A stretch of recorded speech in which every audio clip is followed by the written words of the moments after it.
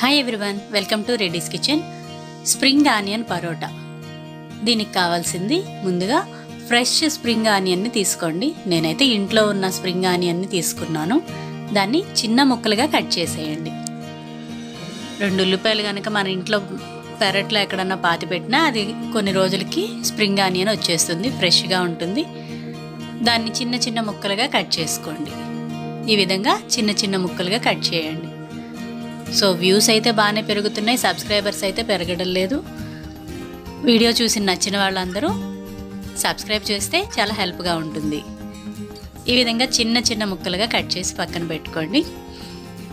చాలా tasty and ఈజీగా అయిపోయే స్ప్రింగ్ ఆనియన్ పరోటా. పరోటాలు ఎన్నో రకాలు చేయొచ్చు. ఇందులో కూడా 2 రకాలుగా చూపించబోతున్నాను. ముందుగా గోధుమ పిండిని చపాతీలాగా ఒత్తుకోండి. ఈ విధంగా ఒత్తుకున్న తర్వాత దాని మీద మనం ముందుగా కట్ చేసి పెట్టుకున్న స్ప్రింగ్ ఆనియన్ని వేసేయండి. టేస్టీగా ఉంటుంది స్ప్రింగ్ ఆనియన్. దీనికి ఈ విధంగా రోల్ చేయొచ్చు. మొదటి పద్ధతిలో ఇట్లా రోల్ చేసేసి దాన్ని మళ్ళీ రోల్ చేసి చపాతీలాగా ఒత్తి కాల్చండి. ఇది ఒక పద్ధతి.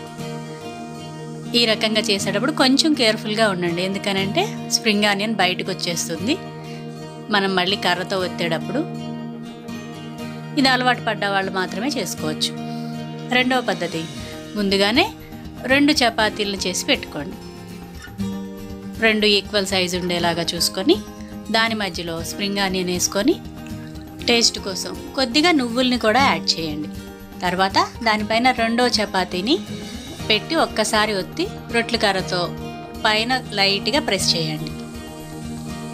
ఈ విధంగా చేసిన చపాతీని చక్కగా పెనం మీద బటర్ వేసో ఆయిల్ వేసైనా కాల్చుకోండి. పిల్లలు ఒక వెరైటీని ఇష్టపడేటప్పుడు ఈ విధంగా చేసి పెట్టడం చాలా బాగుంటుందన్నమాట. 2 వైపులా చక్కగా కాల్చుకొని ప్లేట్లోకి తీసేసుకోండి. Variety and tasty spring onion paratha ready అయిపోయింది.